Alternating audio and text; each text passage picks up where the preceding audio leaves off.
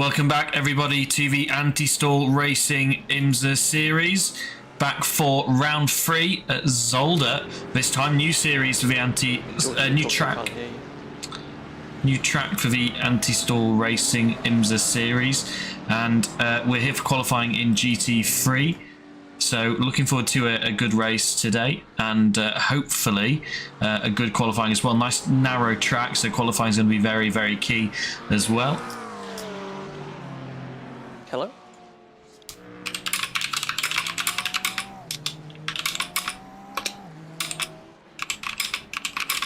Just trying to fix some audio issues on our end. There we go. There we go.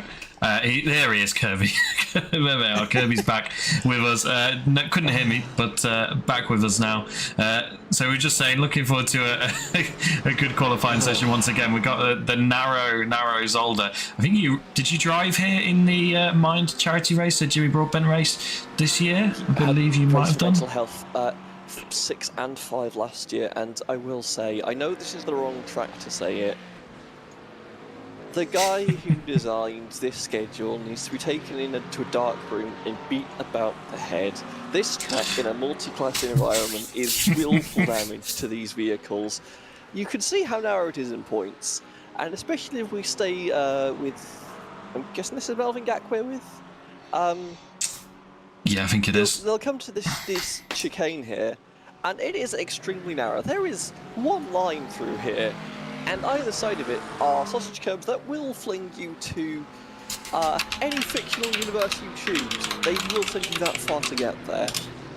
Same thing into whatever you define as turn 7 this chicane. Fling it around the back here. You do actually have a decent overtaking opportunity into the hairpin at the end of this straight.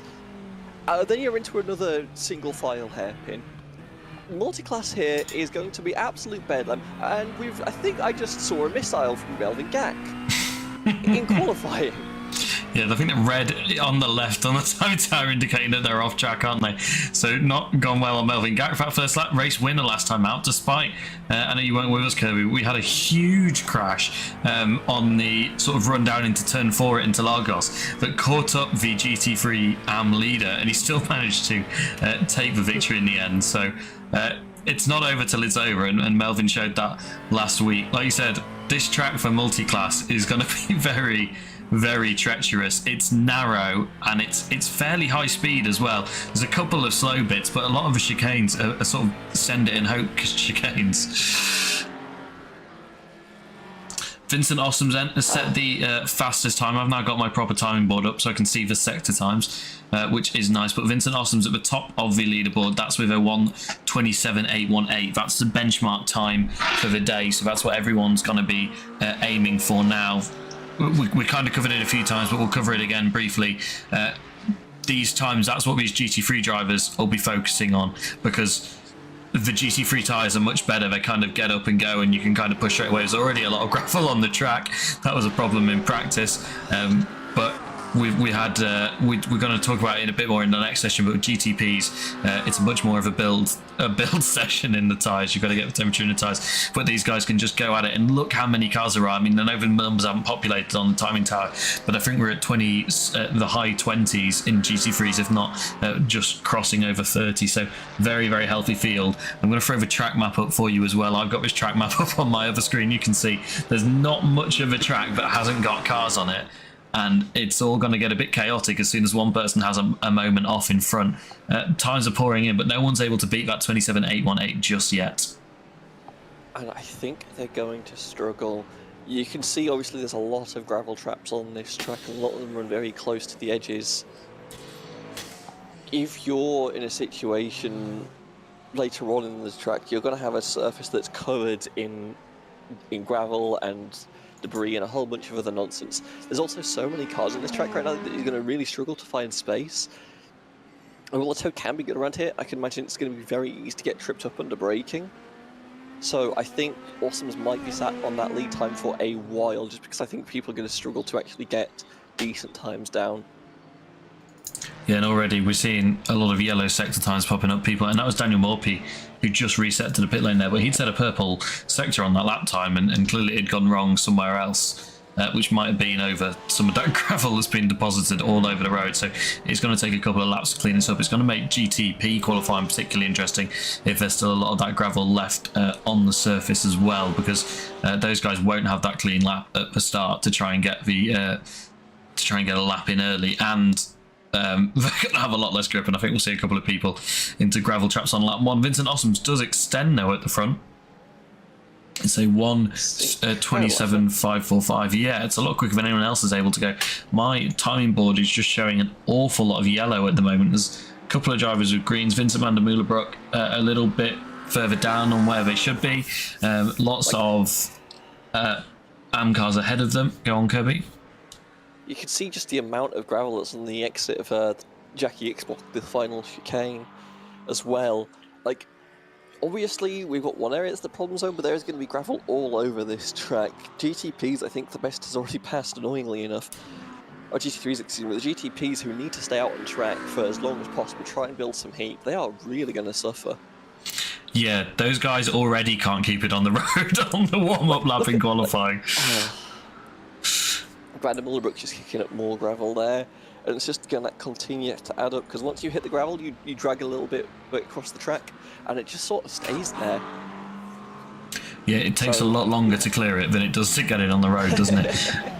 This is Gregory Kohler. He's set a couple of greens and a couple of yellows so far. It's lap across the line for Kohler in the 22 Acura, and it's not a lap time improvement. Lost a couple of seconds in the final sector, unfortunately. So, and off the road in the Acura after completing that lap.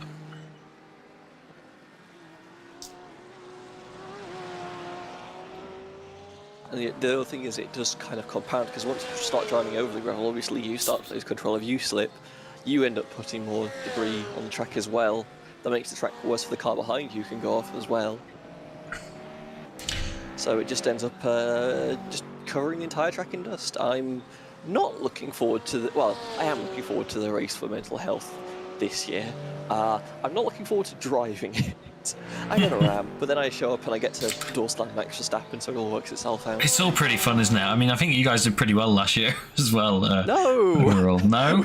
we were 40-something laps down at the end. I know, but he's 40-something laps down, but what was the position? Because that's all that really matters at the end of an endurance race. Everyone who finished, or at least of the class.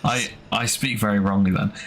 I think it must be some of the other drivers that I know that took part. In fact, some of our GTP drivers today took part, and I believe they actually did come pretty close to being at the front, but I think Max put them a couple of laps down with some donations, unfortunately, for them. So we'll see if that prowess has got them any further. I think there'll be a couple of guys out here that have never driven this track, and there'll be a bunch of other drivers who've driven it quite a lot, even if it is in stuff like the Race for Mental Health. So varying, and those guys as well that have done the Race for Mental Health will have a bit more experience in should we call it traffic? I know it's very different to what we're going to get today, but the closing speeds, that different. Yeah, the closing speeds are going to be very comparable. Last year it was the Corvette C7 versus Miatas, I think, was your top versus bottom. Now we've got GTP hypercars versus the GT3, which I think isn't going to be too far off. We had GT4s in the field last year as well. It's fairly easy to play. If you're willing to play safe, it's not that bad. You do have enough straights out of corners to just blow past people. But obviously, the Race for Mental Health is a 23-hour race. Here you have one, and you need to make 2 pit stops. You do not have as much, and that race was still absolute carnage for a lot of people. Here, the pressure is on, and you need to make moves efficiently and safely on a track that is really suitable for neither. Yeah, I think the track conditions are going to be, and the track layout is going to be really, really crucial when we get to that lapping phase, where we see that the first time that the GTPs come past the GT3s is always a bit chaotic anyway.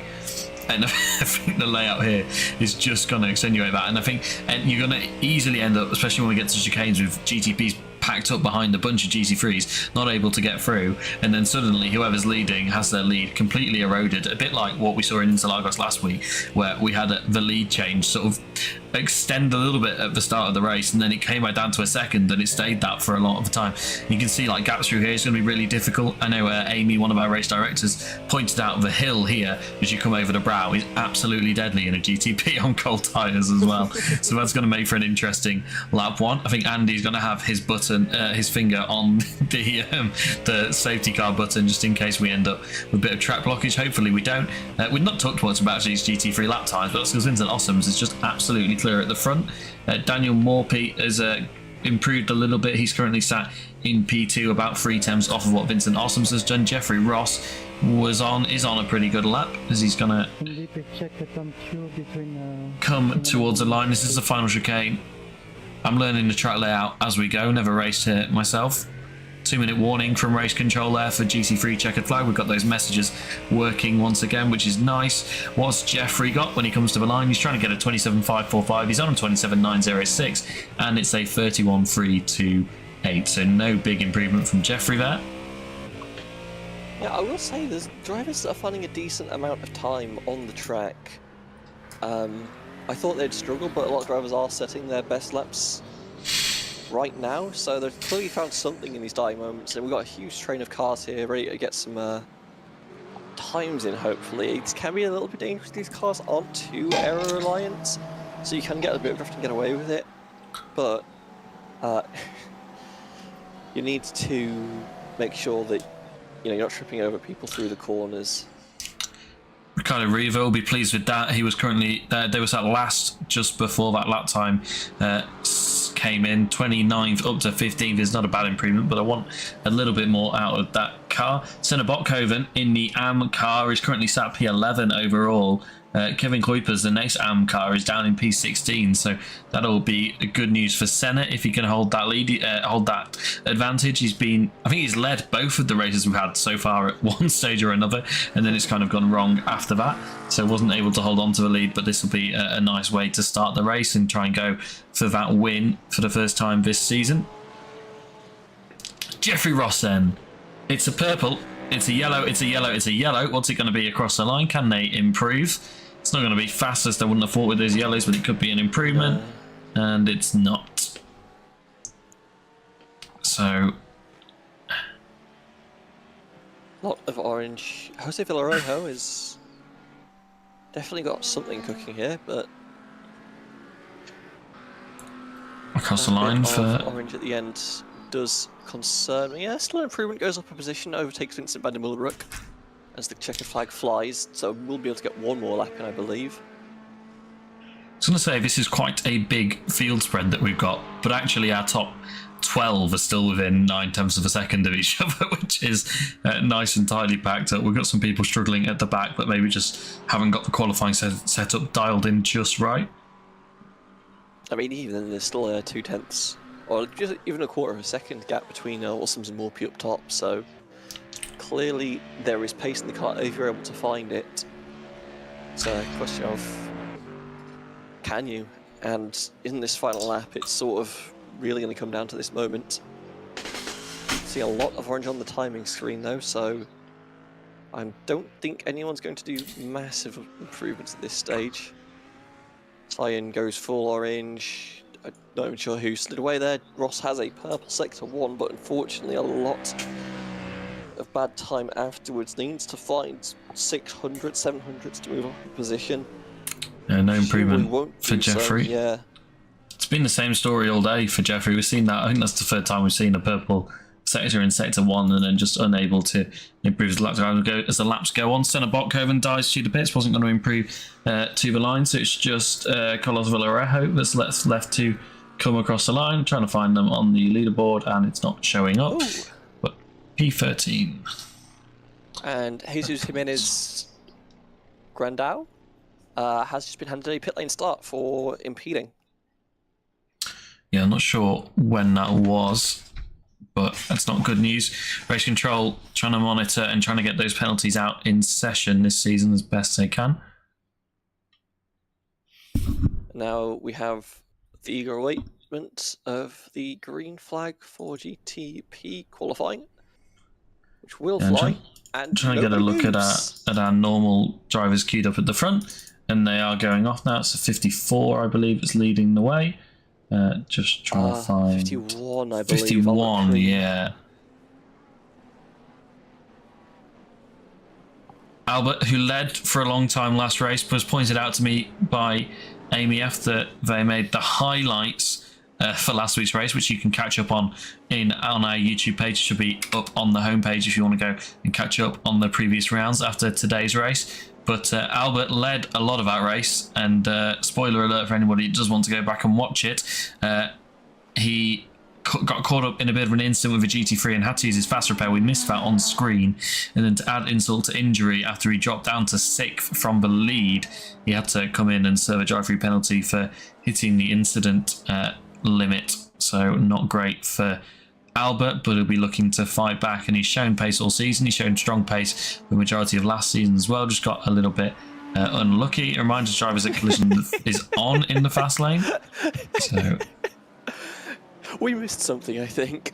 I think there might have been a little bit of bumping. I'm going to try and see if that shows up. This is the only incident I've got showing up, so what's happened? I know this is no. Oh, it's not in the pit lane though. Collision. I've got anything else showing up in the pit lane unless it's this incident. It's going to be this one. Medeiros? Yeah, just into the back of the GTP there, I think. For Yao. It's a little bit clumsy. Probably just forgot. Better to do it now than in a few minutes' time.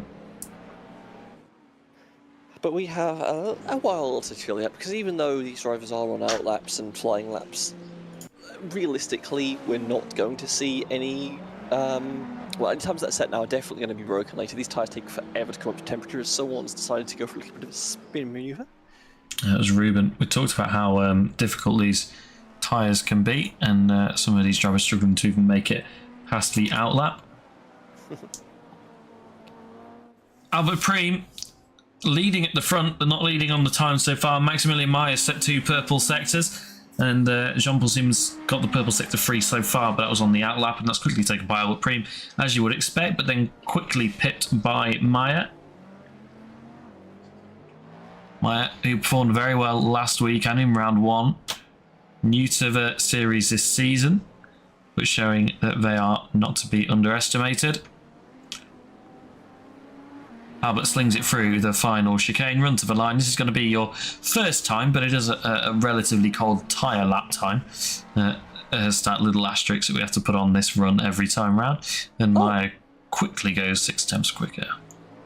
Okay, so we're still 5 seconds faster than the GT3s. I thought it would be a little bit closer on that first lap, but some decent pace in these machines still, but obviously now you've got some heat in the tyres. These times are going to collapse. Obviously the track conditions still not ideal, been a lot of gravel dragged across them. So you can probably get a decent lap in early going, but you want to stay on track here for probably the full 40-minute session. Run that fuel down as much as you can, and once you've got plenty of heat in the tyres, full send. It's probably going to take... You can probably get like decent amounts of grip the second or third lap, but they will take a while to get heat in them around here. It's a fairly short lap, only being a minute 20, with allegedly only 10 corners, but some of them being low speed might be difficult to build temperature going through them. So yeah, stay out as long as possible, get the heat in, and full send at the end of the session. That's where it's going to get really spicy. Yeah, it's a bit nicer actually. We sort of get a 2 big bunches of excitement as those laps from each run come in. We've seen obviously a couple of drivers trying those different strategies where you just do one really long run and you kind of nurse the tyres for the first few push laps. Or we've seen people doing 2 runs, but Meyer's still at the front. Preem a lot closer than he was on the warm-up push lap that they did, but I think we're much closer to the ultimate times that we're going to get.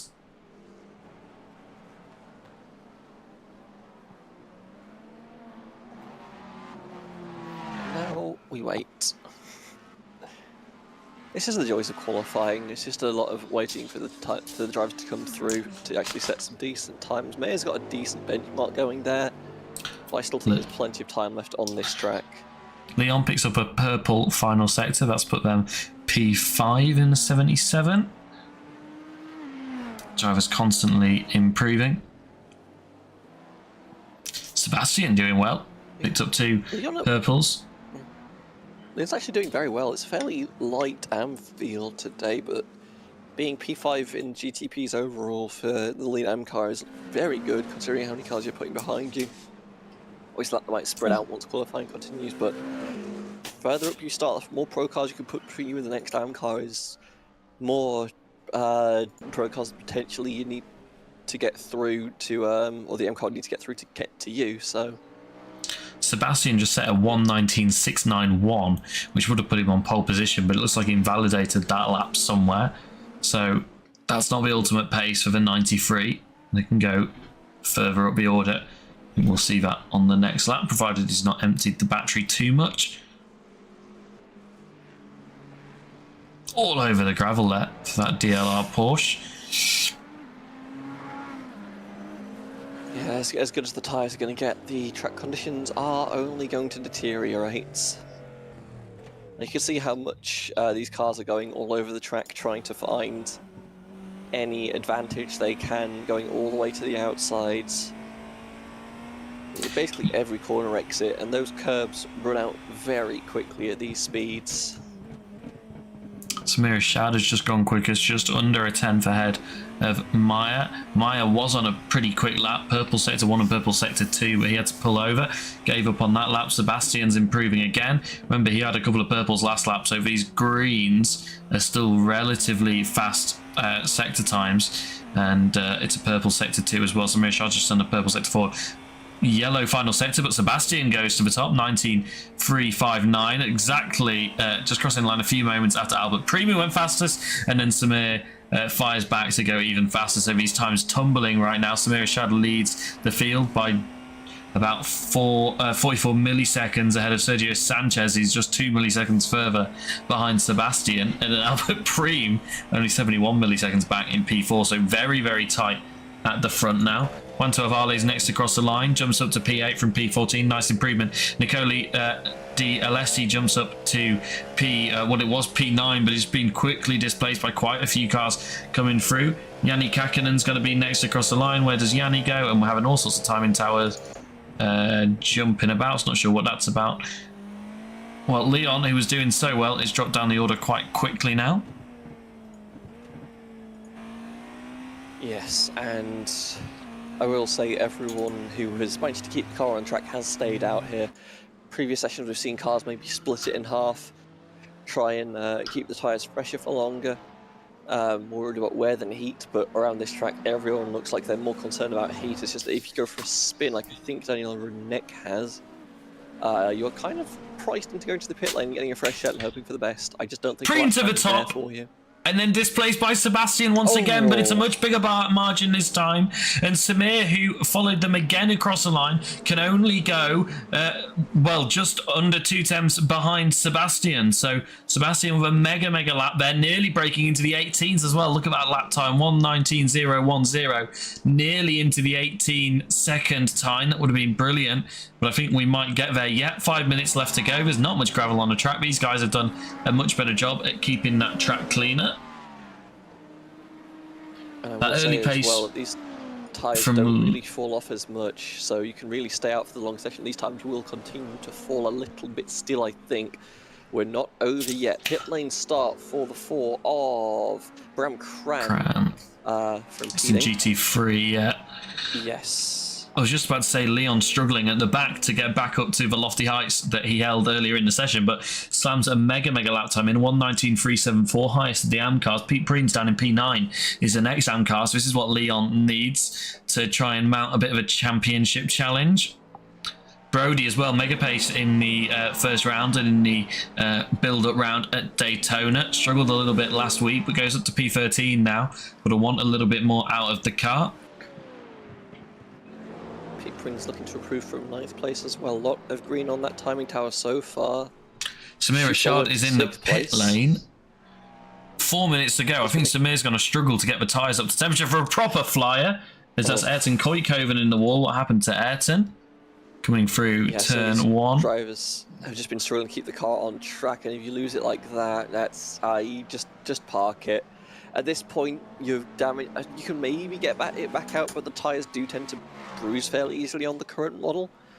Not bruise, but once you get them skidding like that, they do tend to degrade in performance. Obviously, if you reset now, you're not going to have time to get heat in the tires. I think the session might just be over. Yeah, I think really going to struggle to get. I know it says Samir's on an outlap and Daniel Reneke as well, but I think you're gonna get maybe one lap to get the tires up to temperature after the outlap, and I don't think that's enough, to be honest, to reach the temperature that you need. Most of these other guys have had sort of 10 minutes of warm up at this point to even get the tires into the right window. Brody across the line, P14 at the moment. What's it gonna be to see if they can move up? Not bad. Yeah, 11. Yeah, nice improvement. Top 10 all within a second as well. There's an improvement there. It's getting very competitive towards the top ends. Comes across initially, scored. I think that is no, not an improvement. So close, just a couple of hundredths off the previous lap time. Very consistent though. It's good for the race to be able to set times like that in the vacuum. But obviously you just want a few more tenths now, because that's what's going to get track position. Coley Monty with a purple sector 3. The AM driver sits P13 at the moment. Ooh. We've got a spinning car on the exit of the final chicane. That's Samir Ashad. So it's definitely session over Samir. It'll be a front row start at best. Monty's lap time was invalidated though, actually, with that purple sector. Unfortunately, Ruben Stegemann. What can Ruben do? Not had a great session so far. It's a 121.4 though, jumps up a couple of places. 2-minute warning for checkered flag, but you can see that in the top left corner. That's information for the drivers that are out on track. Sebastian struggling to find improvement at the front. Same goes for Albert. Brody moves up to P9 from P12, so slowly building the confidence in that Cadillac. Everyone seems to be taking a little bit too much to turn 4 right now. Lucian Bianchi, what? Bianchi? I'm not sure how you pronounce that corner name. Either way, the big old fleet to the right with all the gravel over it. Because it's being dragged on the track by everybody just trying to carry a little bit too much speed. And obviously, you can actually go a decent way off the track there without getting a 1x and invalidate your lap time. But you lose so much speed if you hit the gravel that it's almost invalidation in and of itself. Ben Gronevel moves up to... Careful. Yeah, Ben Gronevel moves up to P14. John Paul Seaman up to P12. Alvaro Gutierrez stays P7. No improvement for them. Casper Hu moves up a couple of places. And we've got a lot of purples coming at the front now. Leon Vanella, what purple sector 3? 19.363. Where does that put Leon? Stays P6, but tightens that gap just 2 thousandths short of Sergio Sanchez. That'll be disappointing. Maximilian Myers managed to put it on a front row, though. Samir Ashad down to P3 right now. Meyer up to P2. Look how close that gap is at the front now. It's insanely close at the front there, as these two are very close on track there. Samir Ashad and Maximilian Meyer. Not sure what happened there. Sebastian picks up a purple final sector. That's a new lap time. Better lap time for Sebastian, but only by, I think, 4 thousandths compared to the previous lap. But maybe that 4 thousandths is all he will need. Considering the laps of the drivers in front. Yeah. Oh, Sanchez goes to the top. Right at the end. Sergio Sanchez. No purples on that lap, just consistent greens from Sergio Sanchez. A yellow in sector 4 as well, but still manages to go fastest. Sebastian down to P2, but I think it's going to be P2 at worst. At best, I think it is going to be P2 actually. Looking at the lap times, yeah, no one else looking like they're going to improve. Leon Vanella, what's found the wall because that's a meatball flag. What happened to Leon? Oh, yeah, that's a danger of these tight, narrow tracks. The 44, Nicoli Dialessi. Coming across the line, currently P18, but it's yellow. No improvement for him, surely. Ruben Stegemann in the 81, next across the line. No improvement for Ruben. Oh, sorry, it is an improvement for Ruben. P17. Brody Maynard currently sits P9, but it's a lot of yellows and a single green at the end of a lap. No time improvement, but no position improvement for Brody. And Daniel Reneke currently sits last of the drivers. Can Daniel move himself up? No, he can't. It's just struggling for outright pace here a little bit today. I'm still impressed with Sergio Sanchez Casafiera's lap, though. Like, the previous lap he set 2 laps ago was a 19.3, which I don't think would have made him particularly competitive, but comes out of nowhere, slams down a time that challenges Van der Hooven, Meyer, Rashad, who've been at the top of the tower for the entire session, and he just sniped pole position from out of nowhere. Yeah, he was not in that battle that we had between Maya, Ashad, Preem, and Van der Heuvel at all. And Sanchez just comes through to set a mega time right at the end of that session. It's incredible work. So now we have the preamble, the warm-up session where everyone gets their setups checked, and have explicit instructions from our race control team to check pit entry, because well, we've talked about this track being bad for multi-class racing. It's also really weird for pit entry on multi-class racing as well. The pit entry is one of those ones where it's on the outside of a corner into a final chicane that you really need to be out of the way of. Vincent Ossoms on pole position in GT3 ahead of Daniel Morphy, who occupies the front row at 1-2 for Red Eagle Racing. That's what the team will want to see. Spanglish in position and Jeffrey Ross. Oriel Falk in P3, Jeffrey Ross P4. That's your second row. Vincent Soroche Jr. ahead of Cone, Jerris, Elmers, Kohler, Ott, Jabrino make up your top 10. Senna Bokhoven and Dave Van Eck occupy the 6th row. Jose Carlos Villarejo in P13, Ricardo Riva P14, Vincent van der Meulenbroek at P15, Kevin Kuipers P16, Jack Reed in P17, Mick Sayan P18, Melvin Gack P19, Bram Coran in P20, and we're going to have to go to the next page. Jesus Jimenez in P21 for Go Esports. Era Esports Racing Team driver Sander Bauer is in P22. Yael Medeiros P23. Timon Scholten P24. Gerlin Muhlenkamp P25. Quinton Bossi 26th. Matteo Lemre 27. Simon Van Roon in P28. And Jack Reed in P29 on his own on the last row of the grid. There are a couple of drivers starting from the pit lane now, so that'll maybe shake that order up a little bit. Just pull up the race control messages. That would be the 4 of Bram Crandy, 130 of... I had this up a second ago. We have just had a message in broadcast chat. If you want to head over, I think Andy's dropped those numbers. Sanchez, as we saw that lap towards the end, mega impressive from him to go on pole position ahead of Sebastian van der Heuvel, Maximilian Meyer P3, Samir Shard P4, Preem Elort, Gutierrez, Prince, Maynard and Koikkoven make up your top 10. Casper Hu P11 ahead of Jean-Paul Seaman, Juanto Avale, Ben Groneveld, Carlos Ponce, Nicole Monti, Ruben Stegeman, Yanni Kakinen, Nicole Di Alessio, and Daniel Reneke make up your top 20. This week is Vincent. We asked Vincent to leave a between a 15 and 20 second gap to the hypercar field. Cars number 248, number 4, and number 2, and possibly number 130. I'm hoping someone can confirm for me. That's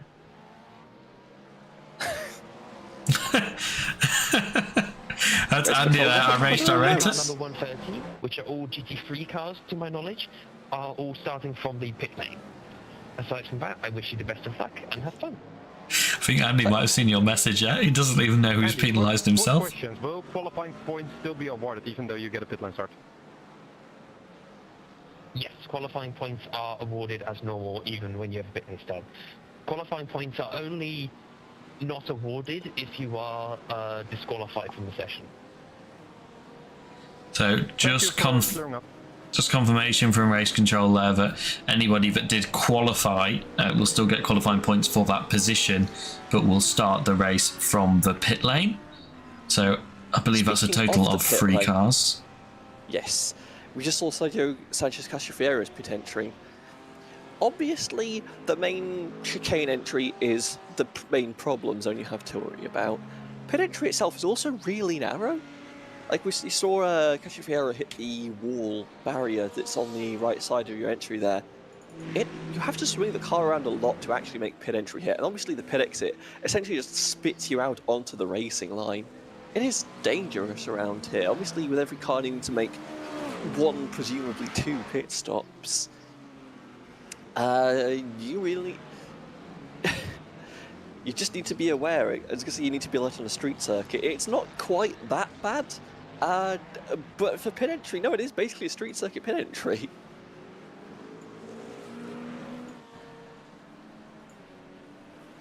Just a couple of graphics tests, you can see a lot of cars diving in.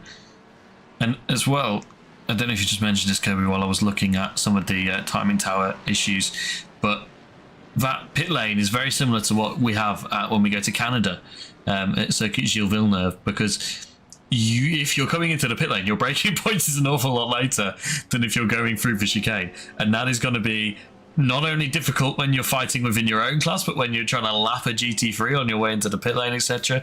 There's definitely an extra element that people are going to have to consider. There's a clip of me absolutely sending it down the left-hand side of a few cars in the race for mental health, immediately followed by, wait, that was a terrible idea, I shouldn't have done that. It is so dangerous to try and make moves there. You have to be really patient, but you also don't have the time to be patient. This is going to get very explosive very quickly.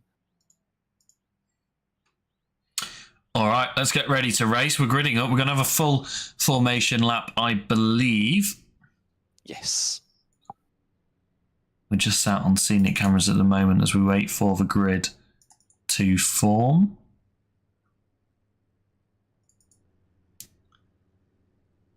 I will say, the field shouldn't have any issues through the first four corners. They're all fairly standard affair for circuits. If you don't have it single file by the first chicane, turn 5, you're going to have problems. Please get it sorted before then, or you're going to explode. A lot of drivers trying to get on the button early on, for some reason. So we ran you through the full grid, but it's worth noting that Leon Van Elewot, who is the leader in GTP AM, will get those pole position points in GTP AM, is currently sat P6 overall, and then P8 overall is the next AM car. That's Pete Prins, and then Brony Maynard P9 overall. So strong showing for those three in the AM cars, but those guys are going to be right on the tail of the GTP field.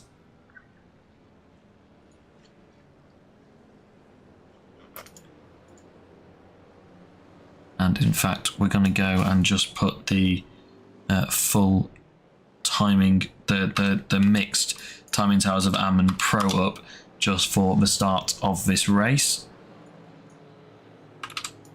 It's quiet with an undercurrent of nervousness at this moment. People trying to get on the button to say something and then just not saying something.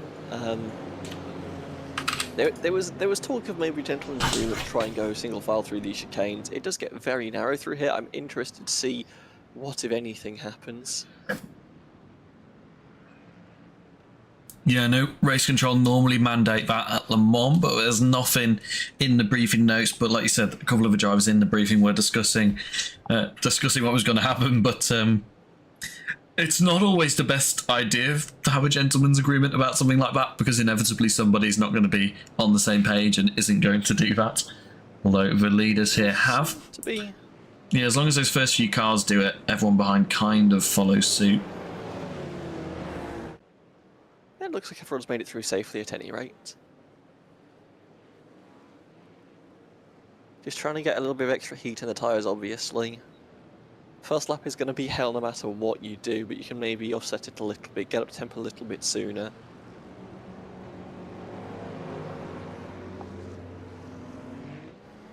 GT3s aren't going to have that issue so much. They're a fairly safe distance back, 15 seconds should be more. Leon Van Elewot has had an issue. He's dropped back a little bit. Huh. Not sure what that is right now. Well, I've just backed off a little bit to let some cars past and Yeah. not cause an incident. Everyone seems to be okay. No one's got on the radio to say anything, and race control aren't looking at anything, so I'll assume everything's okay. One more chicane to go as we've got a quick replay here. And That's going to take far too long, so we're going to go back to live images to make sure we do not miss this race start. We'll try and find out what happened to Leon later on. But he has retaken his position on the grid, which is, I believe, allowed. So through the final chicane, Sanchez leads. He's going to have to time as well. Still got gravel all over the track because the session is not set to clear. We'll try and get that updated in future for the drivers. When does Sanchez go? He's holding them really late. I'm not quite sure where the start zone is here. Start zone is now.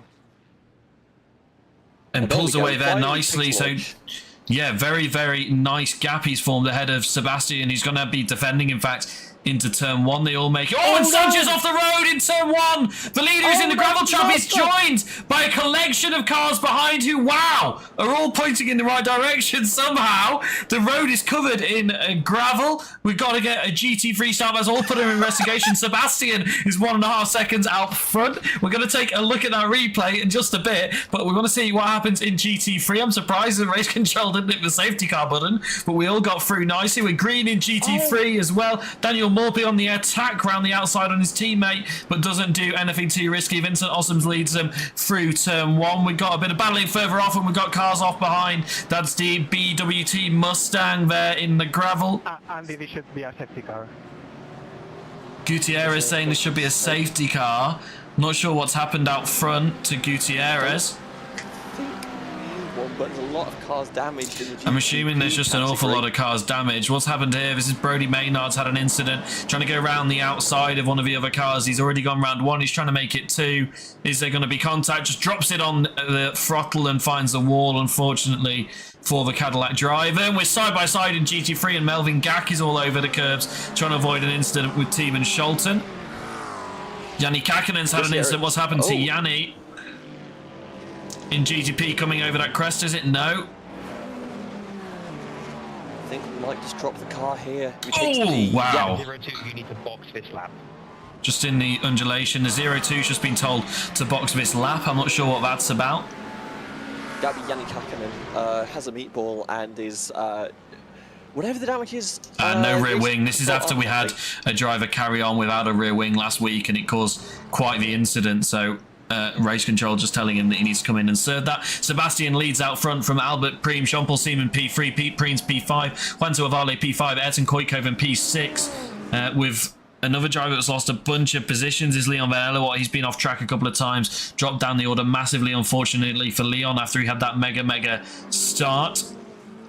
Vincent Ossoms leads in GT3, who all got through lap 1 a little bit cleaner. Daniel Morphy sits P2 behind him. The teammates running well. Let's take a look at what happened on the start.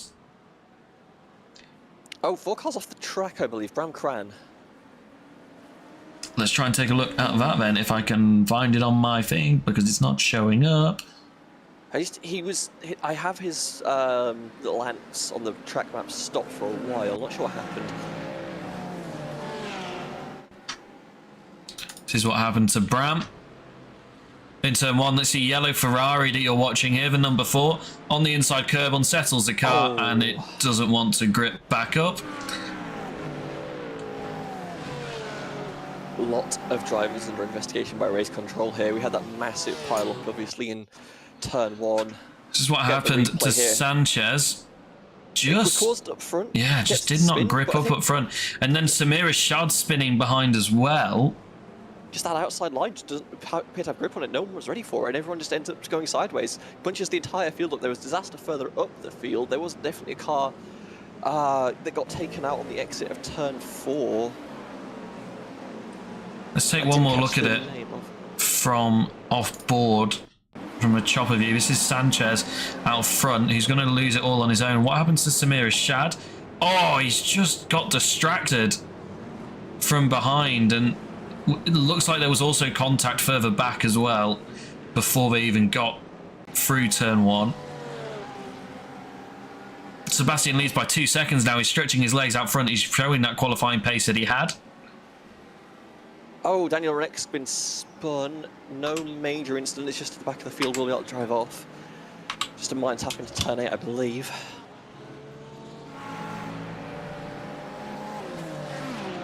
That's a lot of gravel being kicked up in the background there. Maya trying to make a move on the AM car ahead because they're falling back from the lead. RV's pro cars that are stuck behind the main AM battle that's going on. Maya's through, but it's all getting a little bit racy behind.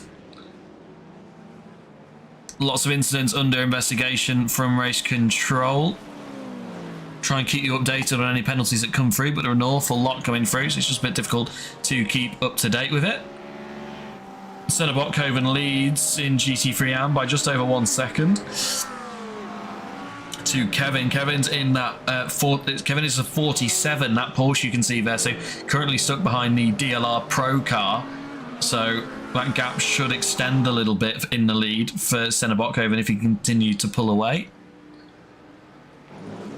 Look how close this is in GTP. Oh, and Ponce is going to be sideways! Oh. And Carlos Ponce, take a bow, because I know you've lost a bunch of positions, but that could have ended up much, much worse. And they're side-by-side ahead, and we're side-by-side here. And Ponce has to back out and loses even more positions. The Porsche and the Ferrari are going at it. That's Ruben Stegemann and Samir Ishad who's trying to recover. Samir, obviously, great pace in qualifying, got caught up in lap 1, spinning on his own in sympathy of the pole sitter. We have some lap race incident on lap 1. Wounded hypercars that got caught up in those early collisions, trying to make their way through traffic now, but Van der Heuvel is about to hit the back of the main traffic pack. Here we go. Sander Bauer and Jack Reed side by side in GT3 AM. There's contact through the chicane, and that's going to put the DLR McLaren behind. That's Team Scholten on the attack as well. Yep, Van der Heuvel now in the pack. Sebastian's built a 2-second lead, but it's back down to 1.5 already as he tries to navigate his way through this GT3 field. He's got buffer though. Look how close Jean-Paul Seaman is to Albert Priem. That's a man who doesn't have buffer. Jean-Paul will be smelling blood here, trying to look for a way past his countryman.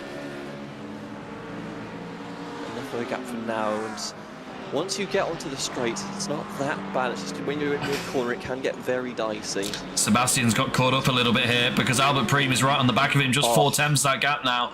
Sebastian's cleared the Audi, but he needs to try and make up a couple of positions in front as well. And try and put some cars between him before we get to the next tight, twisty section. That's Matteo Lemery in the Mercedes that he's going to fly by, and the other cars aren't going to be able to get through quite as quick, so that's going to help Sebastian a little bit more. Sebastian also coming up on a lapped GTP just ahead, which is not ideal for him. Hopefully the blue flags are waved a little bit sooner than we saw the blue flags being waved last season. That's the 7 car, is it? Or the 2 car? I can't read that number from here. Hopefully...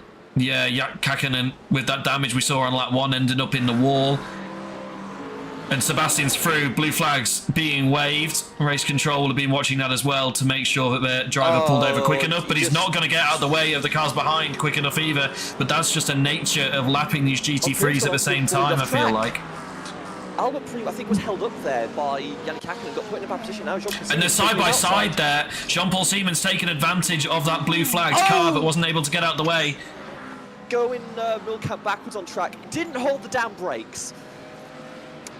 Oh, I'm mad. Okay. Trying to find Goen Milkamp there in that Audi. We saw this car getting involved in the traffic a little bit earlier on. What happened to Goen? Was it with a hypercar? Oh, I believe it was with the Go Esports car behind. What's going to happen here? I'm actually... Okay. So this is I'm not sure what happened. Oh, lost it on his own, I think, before the hypercar even got there. And then just takes a bunch of cars out as well, and then just slides backwards across the track. That is... Yes. Oh, another car off there. It was another lapped car, another lapped GTP in the gravel. Yannick Kakkonen trying to make his way through the field as he's being lapped. Jean-Paul Seaman's pulled away from Albert Priem, but he's 4 seconds back now from Sebastian, who's taken advantage of Yannick Kakkonen holding them up a little bit and forcing them to battle. It's Team and Scholten. Team and Scholten, and that's Dave Van Eck just ahead fighting it out. The pink BWT Mustang fighting out with the orange DLR McLaren. This is a lovely little battle, and it looks like it's been settled.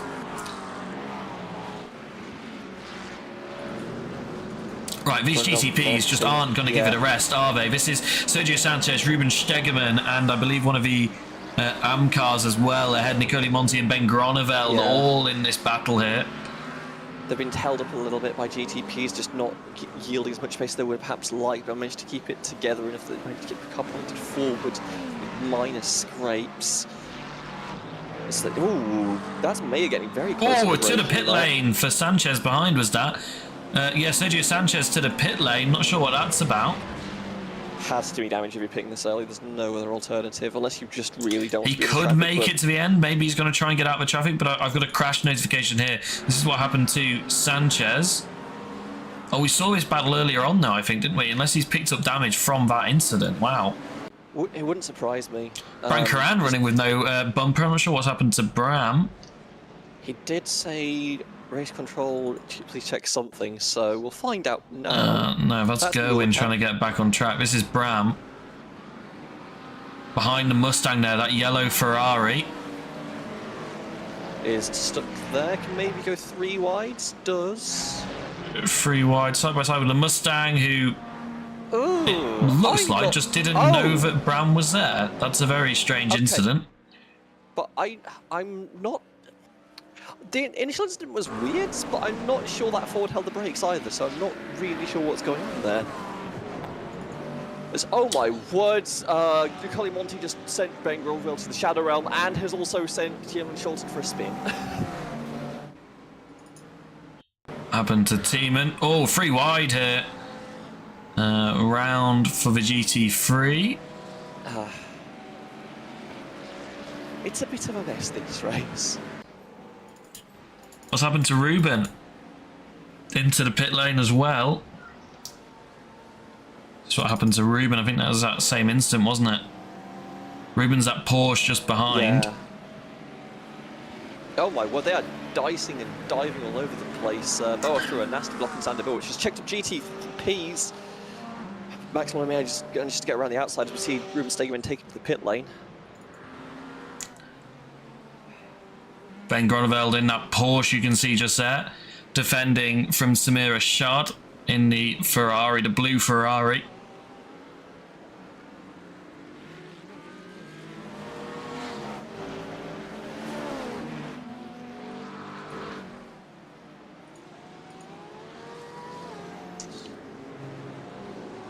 This is, well,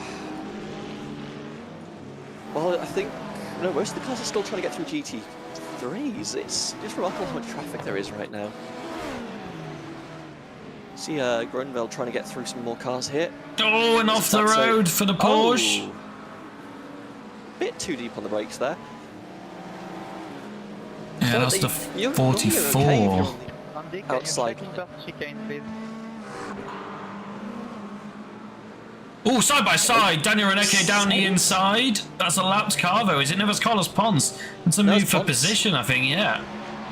Cars have been caught out a lot. I've seen a couple of moves like that where drivers are braking to try and defensively try and not get in the back of cars, and the other GTP behind's going, okay, I'm going to send it. It's had mixed results, I will say. But yeah, you can definitely make the move if the car behind you, in front of you, excuse me, is driving too defensively. Yannick Kakkonen still making his way through, but that's going to open up an opportunity for Jeffrey Ross, is it? As the Audi in front has to go side by side through the chicane, and Jeffrey Ross is not happy with the GTP. Flashed his lights because he's holding up the GT3 driver now with the way he's driving. I can't blame you. You have to be so committed to make it through that Chevron chicane side by side like that. Oh, that's Kakkonen going a little bit too deep. I think this is what the driver of the DLR Mustang's not happy about. Yeah. Yeah, flash straight on the headlights straight again. What are you doing, mate? He says. We're trying to have our race here.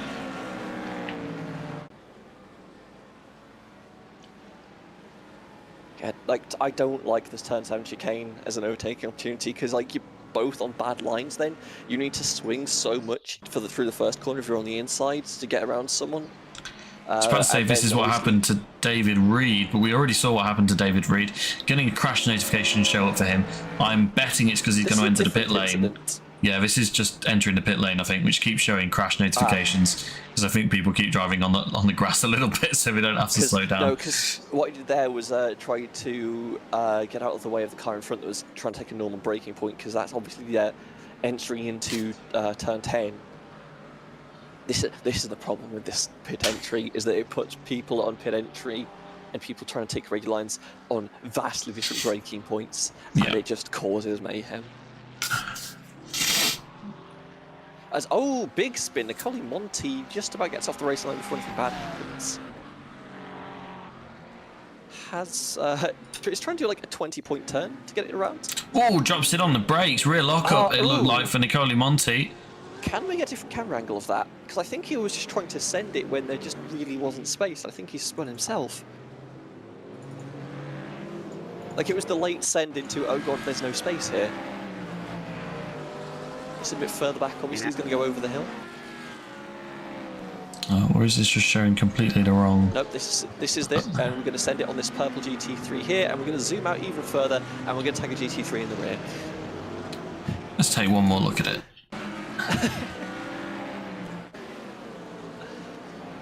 This time from the shopper as it's under investigation.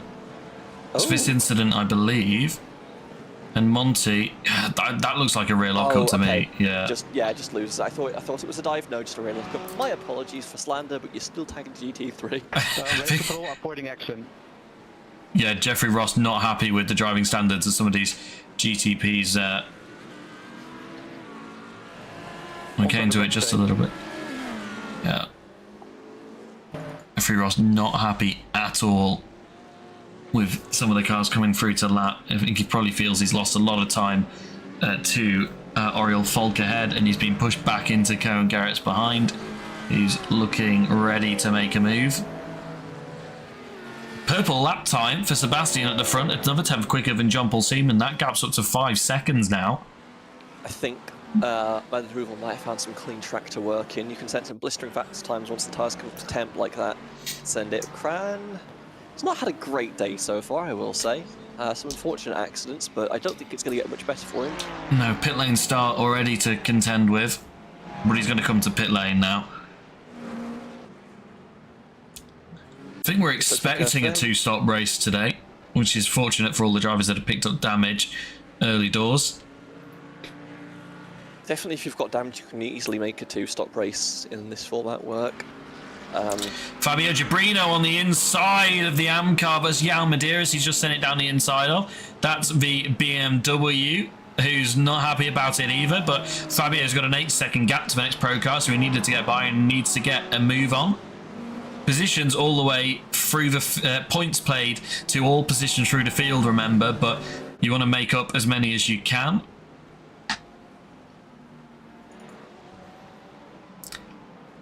Speaking of, Ricardo Riva defending for a position he doesn't really need to defend for, and that's Senna Botkoven, your leader in AM, 5 seconds out front in AM as well. That's mega effort from Senna, but he's trying to make his way through the pro field now.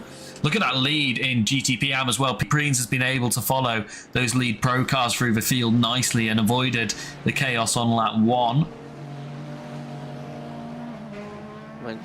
Sometimes you just need to make it through, and if the cars behind you struggle, you can really take advantage of it. Preen's running 4th in category right now with rival Casper, who sat in 6th, so not too bad for the AM drivers so far. 13-second lead. That gives you some mega like buffer to use when you get to traffic. No risks need to be taken. You can just set some clean lap times in clean air and just keep extending that out. Race controller just told us. Probably helped. Oh, go on. I was just going to say that Leon, I missed this earlier on, was also involved on his in lap 2, as well as getting caught up with some spinning cars in front of him on lap 1. So that's how he got pushed all the way down the order from that pole position. Unfortunately for Leon, currently runs P6 in class, but 26 seconds off the next car. So he'll just be hoping that he's able to make some time up in the traffic, and that there's some problems with some of the cars ahead. Oh, Villarreal just into the back of Sander Boa. Not a major shove, but just a little tap. Say I'm there, and he's going to look for the move down the inside this time. Villarejo trying to make up some moves to get closer to the pro cars in front, trying to get past the AM car, who currently runs P5. But that's opened up Sanderboa to attack from Melvin Gack behind. As Melvin Gack, your race winner from last week, tries to get past, and he's trying to use the traffic to his advantage. We've got another GTP coming through. Is that the leader? It's the 093. Yes, it is. 15-second time penalty for the 46. What happened to Oriole? He was running P3, I believe, in class. He's going again now. I believe it looked like a bit of a dive bomb from the GTP behind. Obviously, he's going to get taken by the, I think that's a Joey Sports car. Oh. Before, because now it's going to get sent by the next car, the orange one, and into Nani you go. Hard to tell too much from that angle. That 15-second time penalty, I believe, was for the 46, which is Samir Ashad. So it just goes from bad to worse for the Ferrari driver. Jeffrey Ross will be happy that the driver in front of him's got some of the poor lapping that he experienced earlier on in the day. It's moved him up to P3, but Cohen Garrett is hot on his tail, not going to give it up. Nicole Monti, P5 in GCP-AM, is closing up to Carlos Ponce ahead as well, as is Jack Reed in P4 in GC3-AM. Oh, and Carlos Ponce deep under pressure, and that's going to get Nicole Monti slide right through and back up into P4, recovering from that spin we saw earlier on. Yeah, that chicane is so hard to get right. If you send it a little bit too deep, you're not making that corner. Your best bet is just to blow through, take the slow down, and hope for the best. Jack Reed in that lovely gold car, trying to make it a little bit further up the order. He's got one car within touching distance. It's Mick Sayan in the Acura for DLR.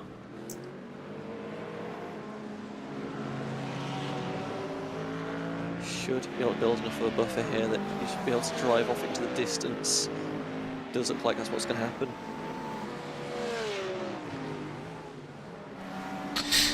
It's settled down. Sebastian van der Heuvel just took 2 wheels to the grass. Dale Earnhardt style to make the pass on some GT3s. Yeah, Sebastian, that gap's come down a little bit the last couple of laps. Remember, it was up to about 5 seconds at one point. So he's lost about half a second. Is traffic, give a traffic take. There are 3 GT3s between Van der Heuvel and Seaman.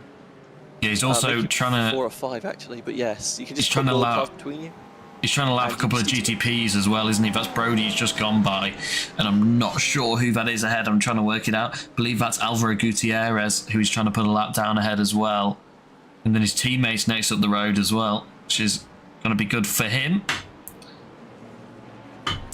He has managed to eat that gap out again, though. So like you said, it was just a give and take away situation. It's a lap 3 incident. That's declared a racing incident. That was Mayer. Oh, and off the road! To the car that was getting lapped. That was Sanchez. As day goes from bad to worse. Your race... No, it wasn't Sanchez. Who was it? Alvaro Gutierrez, sorry. Who's been off the road. And that's let Brody through. Although the AM driver not racing him for points. That isn't a meatball somehow for Gutierrez, but can't be a healthy race car. You are in the pit window at this point. You can just take it and go, okay, I might as well pit now, and you'll be in range for your normal strategy pit stops, but not a great feeling. As evasive maneuvers to get Gutierrez into the pit lane. Max Meyer trying to get past Casper Hu, and he does so nicely. This is not a battle for points, but it is a battle for track position. He's through. Jack Reed has been caught up in an incident, I believe, no, on the way into the pit lane. Apologies. For those of you that aren't aware, these guys going so quickly into the final corner logs up as a crash when they come into the pit lane on the broadcasting software that we use. Jeffrey Ross under attack once again from Cohen. You get forced offline by that hypercar, and that is the perfect opportunity to strike. You're going to struggle to maintain speed through the turn 7 flick. Can you keep the throttle pinned and make an escape?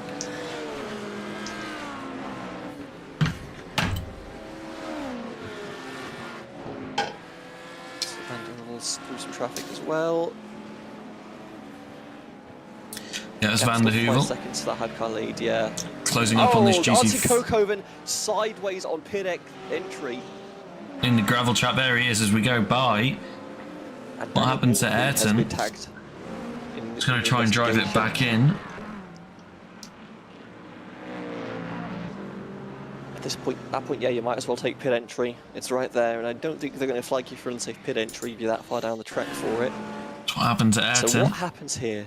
Oh, Daniel Morphy was trying to get to pit lane and ran into the back of Ayrton. No. We thought it might happen, and it has. Leaders have all stayed out one more lap. It's interesting.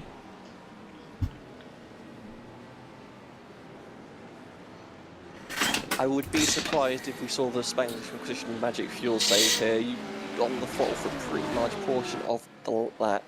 Yeah, Oriel Fog already to the pit lane. Look, Van der Heuvel has slightly bullied GT3 there, as is His catching on the teammate. lap of Liam Penelons. Guys, Nice. please drive normal when you overtake, please. Sandberg just angry on the microphone. We'll probably be receiving a mute from race control shortly. Sebastian will be on the radio to his teammate, who does go deep to let him through. Not And, intentionally, that was a lockup. GT3 leader Vincent Ossoms is not happy about it, though. Who's going to be to the pit lane this time by? We would have expected most of them, and Sebastian is your race leader.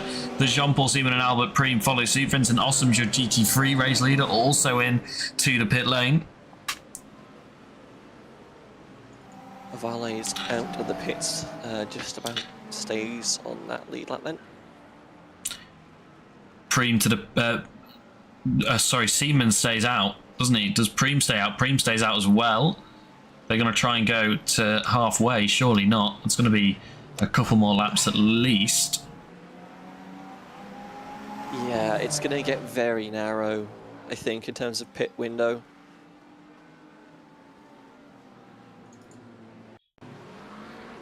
So, Quentin Bozier, it's never a good sign when you show up on the replay system. No, it was going to be a pass on on Juan Vale, but it was just through the pit lane exit, it looks like. So Sebastian to the pit lane, no one else to the pit lane this lap. So it's going to be interesting to see if these guys are trying to make it to half race distance. That would be very impressive, but I think that's quite a lot to ask, to be honest, especially given that we had that full formation lap. The GT3s, I think, might struggle. I think with the amount of slowdown that GTPs have to do around here, they might... I think a few drivers might risk it. We'll see if Seaman... Yeah, Seaman to the pit lane. Entry, but he's going to go for it. What does Preem do? Is he going to follow Jean-Paul in? Yes, he does. Yes. That'll... So now, where does Van der Heuvel shuffle out?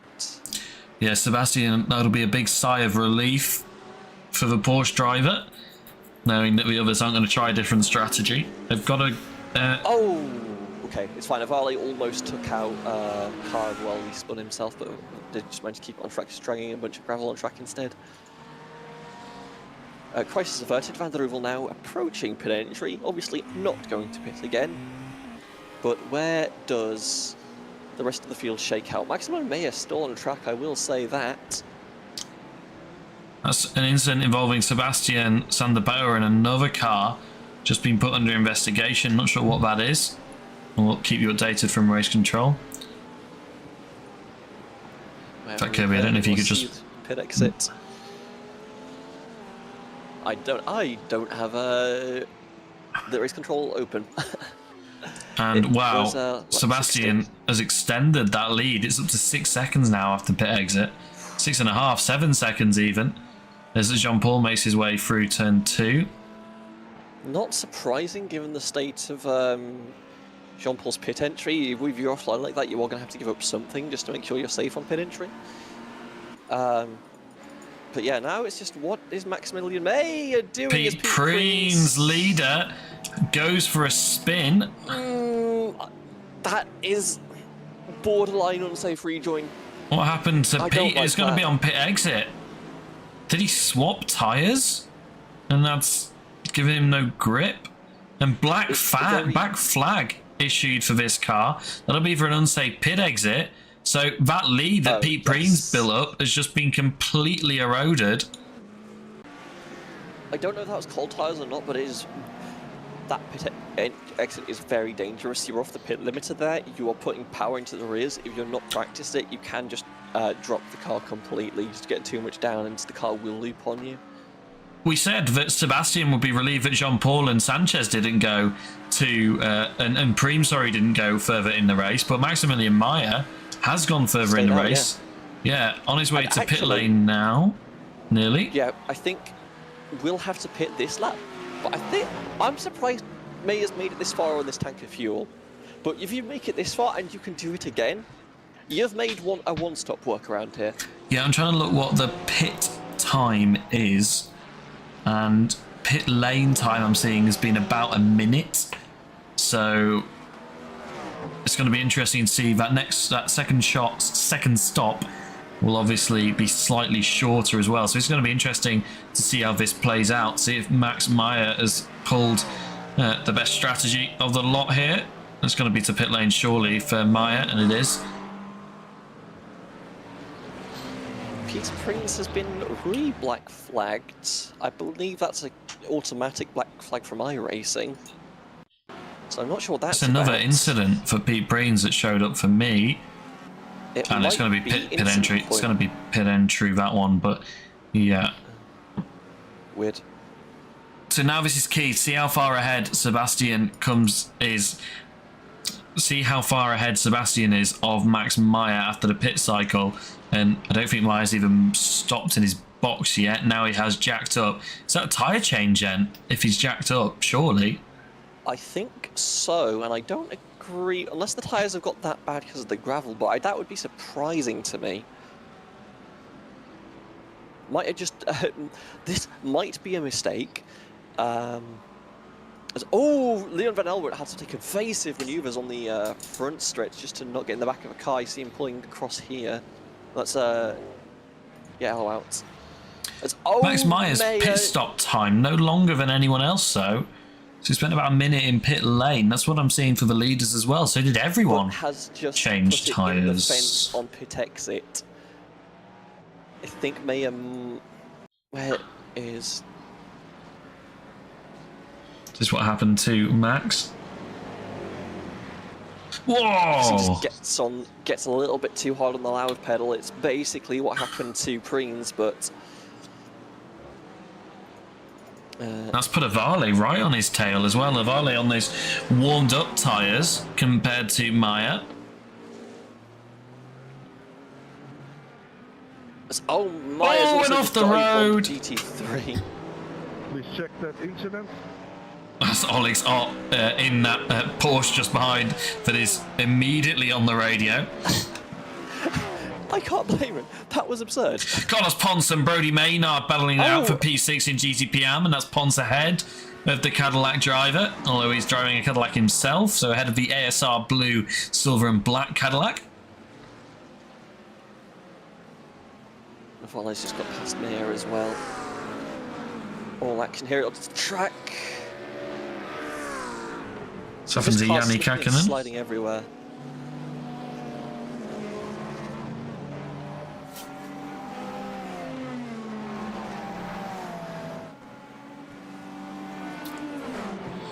Down the inside. We've seen this go wrong a couple of times today and just goes deep on the brakes.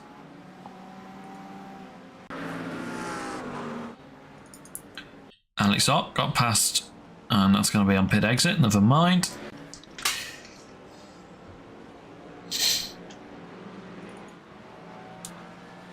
Brody back ahead. Is he? No, that's a laps car.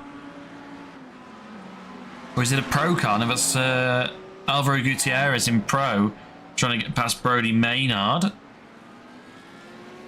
Who just got a black flag. That's, very big twitch there for the ASR driver. Maximilian Meyer is... Something's wrong with that car. I've seen him just really struggle to get the power down a couple of times now on my feed. He's got a black flag. Past here as well. Or is that's Casper Who, isn't it, in AM getting past him? I don't know if he's got damage or he did change the tyres and they're just not agreeing. It looks. Oh, he's going to go down the inside and he's going to be deep on the brakes. No. And this is Casper Who asking for it to be checked straight away. Understandably. This is the wrong incident. Apologies. So here we go. Yeah, that was never going to work. And Casper Who straight on the radio asking race control to take a look at it. Probably feels like he had to turn out the corner, and it looked like he did. And he's probably thinking, hang on, why is he ahead of me? And he's still ahead of him, and he's now pulled over to let him through. But both of the drive-throughs that have been issued by race control confirmed to be for incident points. Yes. But where are you going? Like, just pick a normal braking point, please. If you've got bad tyres, then just back off a bit. You don't have to send someone to Narnia.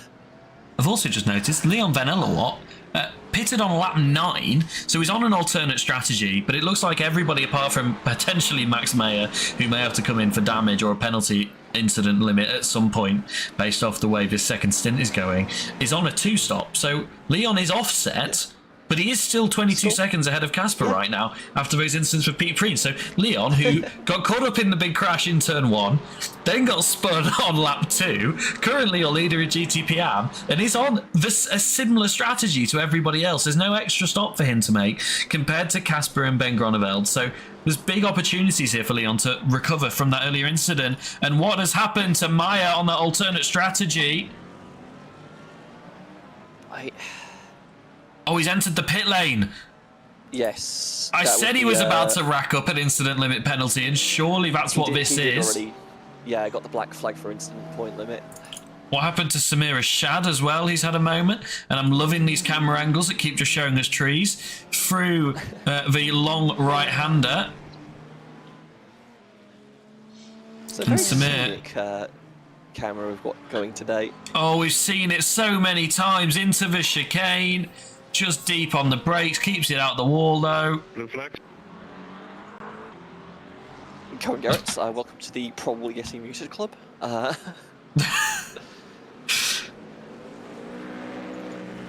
der Rulo, amongst all of the chaos that's gone on, has extended the lead now to 9.5 seconds. Looking very... Can you check the situation with the back marker?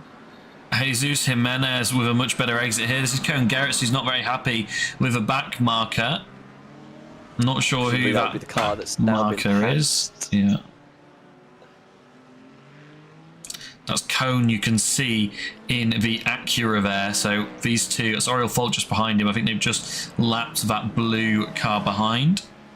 So that's Simon Van Rooyen, yes it is, who is now out of the way.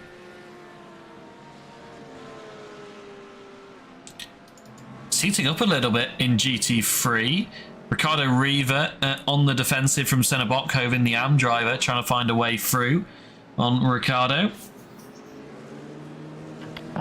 Cohen, we are checking. That's Amy, one of our race control members, confirming that they are looking at the blue flag situation. Ruben Stegemann on the back of Albert Preem, heating up for P4. Pit lane for Sergio Sanchez Cachafiero. It's early. Not sure what that's for. No, it's all of these guys to the pit lane, and wow. These two bunch up massively on their way into the pit lane. So those two pitted early, I believe, for a damage. So they're on the offset strategy, essentially doing the race in reverse. Instead of having the short instant, they have had an early pit in their first stint. They're going to have to take a lot of fuel here, so they're going to be in the pit lane for a while. But this should still shake out towards the end of the race to be okay. Obviously, with Meyer having as many issues as they did, it's unlikely they're going to be competitive to the end of the race. Let's see how it all shakes out. Maya, unfortunately, on that one-stop strategy has kind of been pushed out of contention with that drive-through. Tiemann Scholten looking for a way through here on Yamaderas, I believe. Has Tiemann been in for another stop? No, he hasn't, so this is on the same strategy. That'd be Muellerbrook, I believe, 21 car. It's an unsafe rejoin. I'm going to check. Oh, sorry, Gerwin Mullenkamp, so that would be the Alvaro Gutierrez off the road. What's happened here? It's to the pit lane. It's to the pit lane.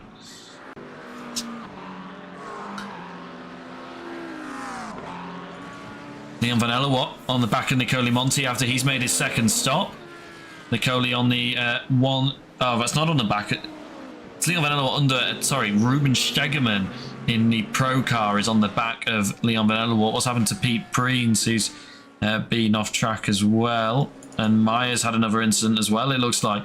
So, this is Preens. We're going to see if it's first. It's a 48. That Porsche you can see. Sector 3, lap 35, thank you. On the brakes alongside the GT3 car and just can't get it stopped. Carried far too much speed. And oh no! No! Tags Maximilian Meyer sliding through the gravel and Okay, just comes back on slow ahead again. I was going to say hold your brakes. I think the gravel did more damage there. The brakes Yeah, I are think definitely I more have to agree. I think the gravel was the culprit there. On the attack, Tiemann Scholten nearly had a way past Yao Medeiros, but has to back out of it as they go into the right-hander. But he's going to have another good few opportunities through his next session. Lots of heavy braking zones. He's alongside on the outside this time. No way through, though. You need to be on the inside there if you want to make a move. It's a low percentage one at that. So we're going to offset, try and make the move into the 7 chicane instead. Don't do it. You're too far back. Thank you. Closes up, though. So much more confident on the brakes is Tiemann in the McLaren, the BMW ahead. And this is your best Is this ride. going to be an opportunity? You don't need a massive offset here. You can pull alongside and get them under braking. I think this is going to be the move. Space given by the BMW, and he still gets spun on exit. Just ahead, but not ahead enough, and there's already damage on that McLaren, and he's trying to find a gap, and he is losing time and time and time as he tries to make sure he doesn't resave unjointly, and that's put right under investigation by race control, probably watching alongside us. Ricardo still defending from the AM leader as Albert Preem flies through. Look at that gap for Sebastian now. It's 10 seconds to Jean-Paul Seaman. And Albert Preem 18 seconds off the back of Jean-Paul as well. Honestly, Preem just seems really... well, Van der Ruvel seems really confident on the traffic, excuse me. Preem, like, has been dicing as well. But the three of them have just been sending it through cars non-stop. It's just the fact that I think Van der Ruvel just has a slight edge somewhere. They're just constantly taking these cars slightly better. And if you're in traffic this much, being able to get a 10th here, a 10th there, is going to add up very quickly around here. Please check the last lap. Tiemann Scholten on the radio asking for that incident to be looked at, but it's already under investigation. Dave Van Eck trying to find a way past Gregory Kohler ahead. Kohler in the blue Acura, but you can see they're down the inside. Jeffrey Ross has a look. That wasn't going to work, but all over the grass for Gregory Kohler. He's just trying to throw the driver ahead off. It's heating up in GTP, though. Leon Vanella on the back of Nicoli Monti. This is P3 on the road. These two on offset strategies, though, remember. The Monti still with a pit stop to make, I believe. Yeah, Monti still going to have to stop once more, I think, to make it to the end. So Leon just wants to get past so we can carry on to build that buffer. And Brody Maynard on the back of Carlos Ponce just behind this battle as well. That's Tiemann Scholten in that damaged McLaren you can see there. Brody Maynard down the inside, just trying to scare his rival a little bit, and he's done so because Ponce is deep. Alongside Brody Maynard ahead now. Is he? No, I hope the driver's going to the pit lane. Ponce back ahead under braking. Inside line, Brody thinks better of it, takes an alternate line, tries to get the power down a little bit earlier. Is it going to work? Doesn't look like it's going to work because Carlos Ponce has pulled ahead down the straight. 48 of Pete Preen's district bookkeeping has been issued a drive-through penalty for an unsafe rejoin. Race control not happy with that. That's that spin through the gravel that we saw. So race control clearly looked and brakes were not held. Samir Shad briefly on the radio for something. Bram Karan given a 20-second time penalty there as well, just before that black flag for the 63. I believe that is for instant points limits as well. People are racking it up. The off-tracks are easy to get here. We knew it was going to be a story. Brody Maynard right again on the back of Carlos Ponce, just separated by, well, it was a 10th. It's gapped out a little bit as they come into the braking zone.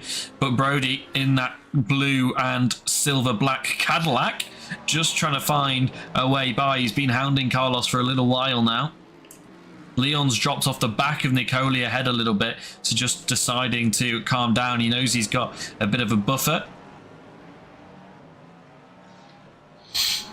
Looks like they'll be fine for now. I think you need to be right on the back of someone to really send it in the GT. These GT3s could shake it up though, as Brody takes a different line once again to the car in front, and this time it looks like he's got the power down a little bit better. It looks like there may be a move into turn 1 on here. Separated, it's closing down the inside for Brody Maynard. Can he keep it on the road? Yes, he can. Slots in nicely on the racing line ahead of his rival. What a move for Brody Maynard. That was a nice little one. We've not seen many in turn 1 today. Really well executed move, just got it stepped up perfectly to take the line away on exit of the chasing car. Botkoven has got past Ricardo Riva finally as well, and that's going to be in traffic as Ricardo's held up by the passing GTP alongside for the AM and the Pro driver. That's your AM leader trying to get by, and the Pro car is not happy with the GTP. Flashes his lights, they're on the brakes down into turn the final corner. Can't make it work though for Senna, and he drops back behind. And wow, that was a nice little tussle in GT3. It's really hard to pass in these GT3 cars on the brakes with the ABS systems. That gap extending out front for Sebastian van der Heuvel, 13 seconds. Also, it's a 13-second lead, nearly 14 now in GTP. But remember, Leon on that alternate strategy has closed it up again to the car ahead. It's all action in the race control booth tonight. And Colin Monty, I believe, is the 61, has been handed a 20-second penalty. Yep. So, Botkoven now chasing. That would have to be a lap car. No, it's probably a pro car, isn't it? Either way, looking to try and get a way around here. So, a big chunk of GT3s next to each other, 34 ahead of the 18, ahead of the rather disgusting livery Daniel Morphy, the 8 Lamborghini. Do not let the paint fool you. Yeah, we've not spoken about this. Daniel Morphy running that BMW Lamborghini the last couple of weeks, but it's now switched to a Ferrari Lamborghini. Looking very aggressive. Daniel Morphy down the inside. Should make this stick. Switchback is doable, but very difficult to execute around here, and Morphy just slots through.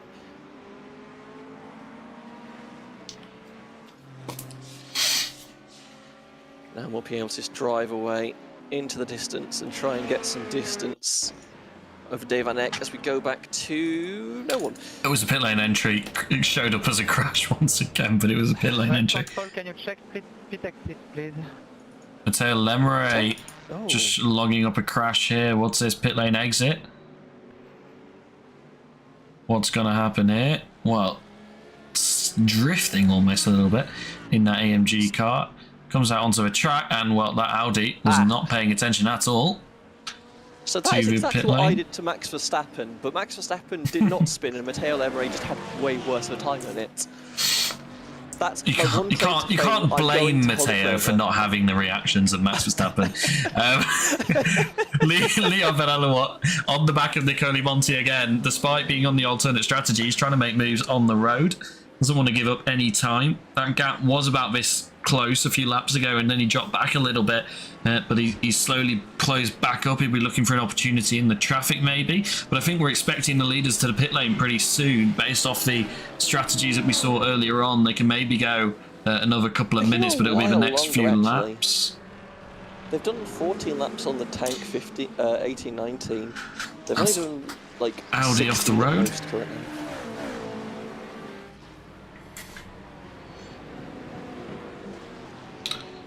This battle's heating up nicely.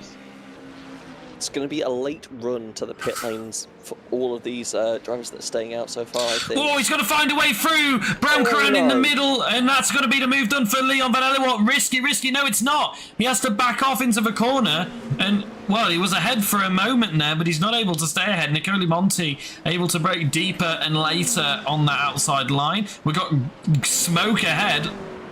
What's gone here? It's the corner. I'm not sure what happens. Daniel Van Eck. 101. This is what happened to Daniel Reneke. Danny inside of a GT3 and, whoa, he wasn't clear. And, well, it ends relatively well for the two of them. Self-punishing incident, I like to call that one. Leon is hounding Nicole Monti looking for a way by, but it's not going to be that easy. And impeding, blue flag. That was Daniel Renek, who again lapped car, and that's just. Down the inside for Leon and Elowat. Monty will not be happy. Yeah, like just get checked up there by the lapped car, who's got a black flag as well. I think what Monty doesn't realise is that these two are on different strategies, but it's deep for Leon. Off the road in turn 1, can't keep it on the road. Too little grip and too much speed. But slots back ahead into turn 2. This is where he lost the position last time round after that little battle. But it's not going to work. Jesus Jimenez calling that he's boxing, I believe. And it's ahead for Leon. He just needs to try and stretch his legs a little bit now. Otherwise, he's going to be back under attack soon. These two look pretty equal on pace. Down the inside of a GT3. This would be a good move for Leon if he can pull it off. But he goes a little bit deep trying to do so. But it's probably better than staying behind for him. Yeah. And it's giving him a little bit more breathing room. That should be fine, and I think it is going to work out. It's a 5-second time penalty. Oh, and off the road! Leon Van Elowat. And that's let some other cars back by. Looks like he's kept it damage free. We've not seen a meatball flag pop up at the top of the screen, so it looks like he's maybe got away with it. Just trying to see if there's anything showing up on my driver tracker. Nothing showing up on there right now. Thinks he's got away with it. Let's take a look what happened to Leon. If my thing will just decide to show it. No, it's not. Here we go. This is Leon. That has let Monty back through, so all's well that ends well. well. Oh, just too much speed. And I think it looked a bit worse from the angle we saw. And he's 2 seconds back from Monty right now. Remember, he's on that alternate strategy, so I think now he just needs to keep his head down, consistent laps, no more mistakes.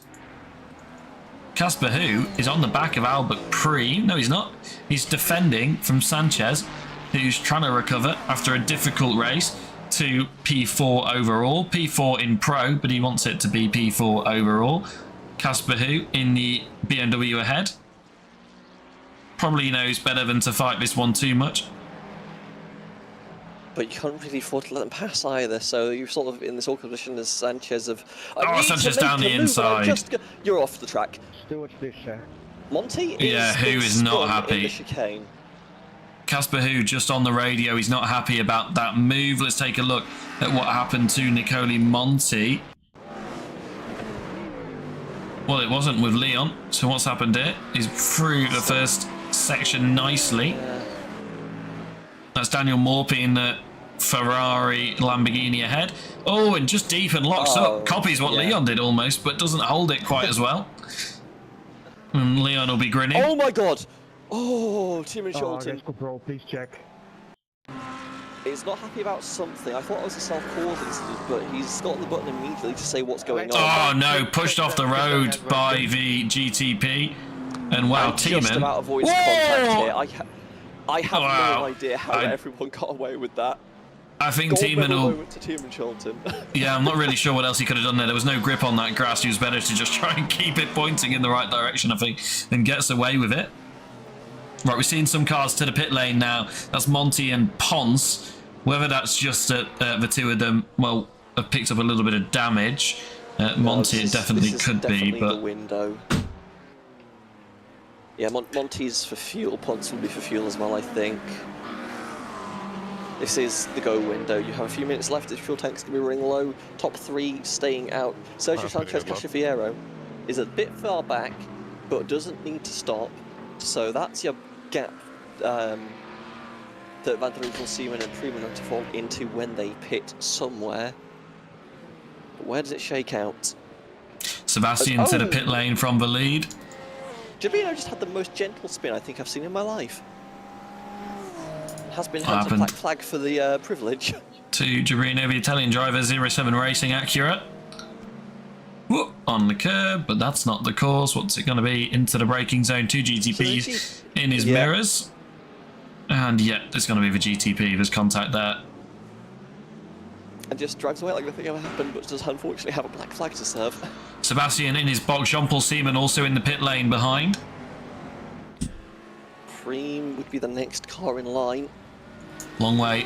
Oh, Preem stays out one more lap. Oh, this is But going remember, to he then. pitted at the same time as Jean-Paul Seaman, so you wouldn't expect him to be able to go too much further. And actually, wow, nearly stays in the lead, does Sebastian, as is the gap that he's built up over Preem, and Sebastian needs to just let him through. Is not his fight here. I know he's not going to want to, but he doesn't need to take too much risk trying to get by. One, he's a couple of seconds quicker, you would have thought, in the next few laps, so he should be able to pass him on track anyway. So don't take too much silly risk, but it'll be a little bit annoyed to see a car in front of him. But I'm sure he'll realise that this is a different strategy, or a different offset, shall we say. So now does that brief hold-up put Preem in the clutches of Sanchez Cachafiero? Because I think it's fair to say Van der Heuvel, barring anything going horribly wrong in the last 4 minutes, looking pretty okay. That's a 10-second time penalty for car 248. That's that blue Porsche we saw at Song Van Roon. not abiding by blue flags. And Preem to the pit lane. Sebastian re-inherits the lead as he makes his way past the GT3 into the final chicane. 5 minutes to go. Sebastian's got clean air ahead of him and a nice big buffer behind him. Yeah, 12-second lead for Sebastian Van der Heuvel. It should be clear sailing, but I know this track. Nothing's ever that simple around here. It could go horribly wrong at the drop of a hat if a GT3 puts a foot wrong in front of you and just ends up in front of you. Congratulations, your race is over. Right, So Leon back in the lead. 3 seconds ahead of Ben Groneveld, who is on a different strategy to him. Actually, I think Ben's got another pit stop to make. So Leon's done a nice little job to get back up into the lead of GTP-AM with 4 minutes to go. It could be a win in GTP Pro and a win in GTP-AM for the team. Still 5 minutes to go, and we've seen a lot happen in a lot less than 5 minutes today. Flashes to thank his teammate for letting him through as his teammate comes in steaming behind. Had me going there, thought he was going to go for the pit lane for a second. Brown Cran and Jan Medeiros back at it again. Brown looking for a way through. Again, I don't like that inside on the turn 7 chicane. Sometimes you need to try and make it work. You're running out of time to make something here, so you just need to find an angle. Oh, and Brown disappears for a second, comes back sideways.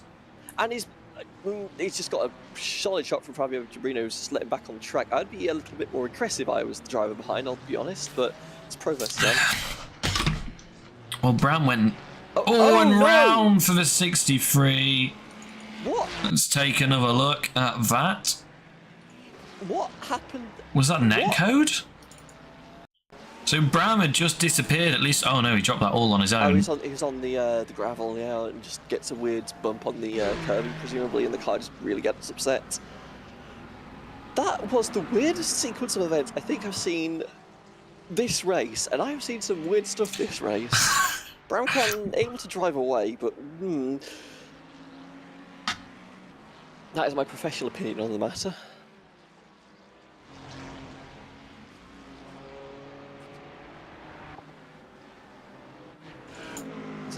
Cran reverts to teleporting, try and make track position up.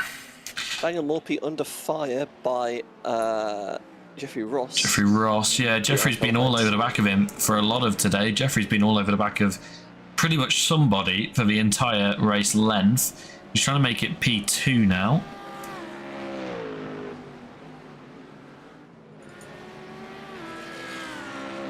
This battle was heating up a little bit. In fact, it is. I'm just on the wrong car. This is Vincenzo Soroche trying to get past Van Elmers for P7 as well. Going to try and monitor this and the battle ahead. And we're going to have to jump to Brody Maynard, who's defending against Samir Ishad in the pro car. Trying to, both of these guys on a bit of a recovery drive as they try and make their way past the 44, who comes back across onto the racing line. I believe the 44's a lap down to these guys. That's, yeah, Nicole. Yeah, both of them flashing lights. They're not very happy. Understandable. I'm not sure if Brody Maynard can make it to the end from here. Last pitted on lap 22, so I think he might be able to. He's on that same strategy as Leon, I think. Unless I'm mistaken, yeah. Counts. Which is surprising considering his first stint was 1 lap, but it does seem to be working out. I think he did that one. It was very close, wasn't it? Who was it? It was Max Meyer who did make it to half race distance. So we know it's possible. So Brody's probably done a pretty good job here. Probably went straight into fuel saving mode after he knew he had to do that early pit stop to repair the damage. So if he does make it to the end here, it's a mega job. As Ben Groeneveld goes to the pit lane. So Leon Van Ellerwatt, Ben and Brody Maynard, both of those drivers caught up in lap 1 incidents, running 1-2 now in GTP AM. Just shows you how a good strategy can make your day. Pit call there by whoever that was, Ben Groenveld's. You don't want to pick this late in the race. Oh, Samir Rashad's just had a self spin. Just dropped it in the middle of 2, and we'll be able to drive away. Whoa, Carries a little bit too much in, a little bit too much wheel on the rear end, says, no thank you, I'm going. Race time has elapsed. Sebastian Van der Heuvel has had the run of the entire field for the entire race. I don't think that's going to change. Only a few more corners to go, and Van der Heuvel will be collecting the checkered flag. Coley Monty trying to recover after a bitter end to what was a pretty impressive race. 2 attempts off the back of Ben Groeneveld. Race control, quick check the incident. Still action on the track, Hung Garrett's, and Brody Maynard have been forced off track. But it's been pretty calm for your race winner, Sebastian Van der Heuvel, who at this point, assuming no GT3 funnies happen, will take the final chicane, flash the lights, and win one hell of a race at Zolder. That's what Sebastian's been looking for, well, this season and a lot of last season. He's finally found a car that works for him. P1, 17 seconds ahead of Jean-Paul Seaman at the end of the race is a mega job. Brody Maynard comes home to take P2 after having to do an emergency pit stop on lap 1. So we'll finish second place ahead of Casper Hu. Jean-Paul Seaman comes home to finish P2. GT3 Pro leader Vincent Ossoms is going to win by 6 seconds ahead of Daniel Morphy and Jeffrey Ross. Senna Botkoven hasn't taken the flag, but Kevin Kuiper's come home to finish P2 ahead of Mick Sayan in P3.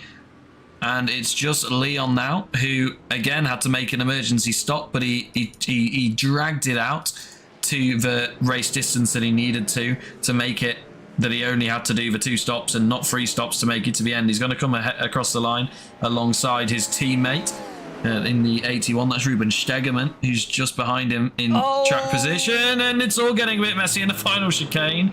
And Leon takes evasive action. In front, fighting for position at the end.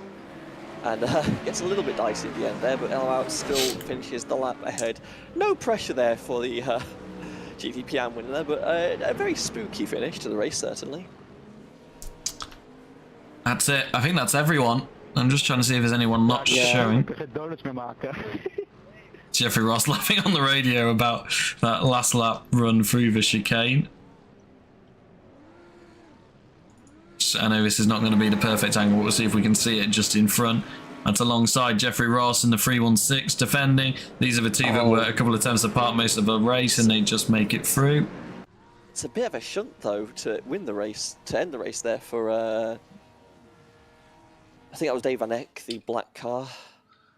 Leon Van Ellerwatt made it through that final chicane. I know you said when we watched Sebastian that he was going to win as long as there was no GT3 funnies, and then his teammate Leon nearly went 3-1 himself. But we're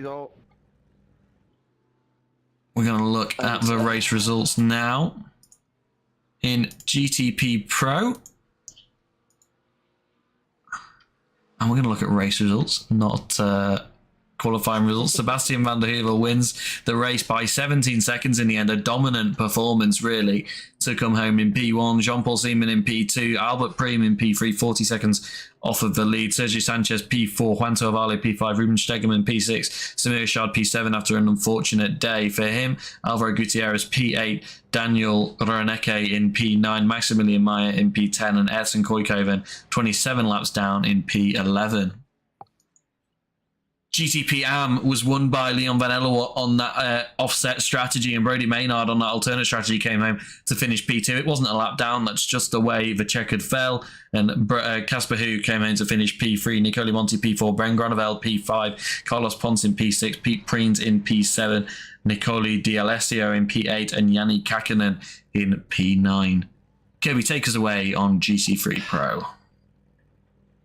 Vincent Ossum's Red Eagle Racing is the first part of a 1-2 for that team, as Daniel Morphy finishes out in second place, and Jeffrey Ross and Cohen Gerritz, for Veraca Esports team. Ariel Falk comes in fifth for spanning position, ahead of Alex of Dutch League Racing. Vincenzo Cerrice Jr. for Vesta Sports coming home in seventh. David Eck for the Three Musketeers comes in at eighth for Three Musketeers, with Sven Elmers in ninth. Gregory Cole around at your top 10. Vincent van der Mullenbroek, Dutch League Racing driver, comes home in 11th ahead of Ricardo River for the Aether Racing team. Jose Villa for Go Esports rounds out the finishes with Fabio Gabrino at 4 laps down. That is the wrong button. Yeah, GT3 Am, Senna Botkoven came home to win the race finally. He's been in the lead the last couple of races, but not been able to take the win. Not a lap ahead again, that's just the way the check had failed, but Kevin Kloebner's P2, Mick Sayan in P3, Sander Boer in P4, Melvin Gak P5, Jesus Jimenez in P6, Yao Medeiros P7, Quinton Bossi in P8, Brancran P9, Matteo Lemre in P10, Simon Van Ruren in P11, Tiemann Scholten in P12, Göran Meulenkamp in P13, Jack Reed in P14, and David Reed in P15, 21 laps off the lead. And as always, and especially today, these results are very much preliminary. We are waiting on a race control document, but I think it's going to be a little while. If you want to find out the final results, take a look on our Discord page. A link is in the description. Kirby, normally it's a moment of the race. There was probably too many moments to narrow it down today. But I would have to say lap 1 was pretty crazy in GTP. We had a couple of people spinning it on their own and then a couple of people getting collected. But I would have to pick a driver of the day, and I think it's pretty hard to choose for me between Leon and Sebastian. Because Sebastian did lead and did finish 17 seconds ahead, but Leon recovered from damage on lap 1 and a crash on lap 3 to win by a fairly decent margin at the end on that alternate strategy. So I don't know if you've got a driver of the day, but it's very, very hard for me to pick. I would have to give it to Van der Ruvel. It was just a dominating performance around a track that refused to give anyone an inch. The fact that you're just able to take a lead like that and just maintain it consistently over so long a period when everyone else is getting bumped. I don't think Van der Ruvel appeared in a single incident report today, which is just a combination of his ability to drive in such conditions more than anything else. The fact that he wins the race is just a nice cherry on top.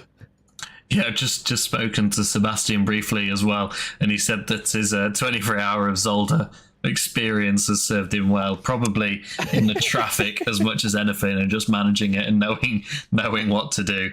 It can make such a difference. Okay, thanks to everybody that joined us today. It was a pretty mega race. As usual, I'm scrambling to try and find the schedule so I can tell you what we're going to be doing next week. And it's a break week. It's a break week next week, which makes it all a lot easier. And then we're going to be back for, I think, 6 consecutive rounds to finish the season. So we'll see you in 2 weeks' time at the Red Bull Ring. And bye-bye.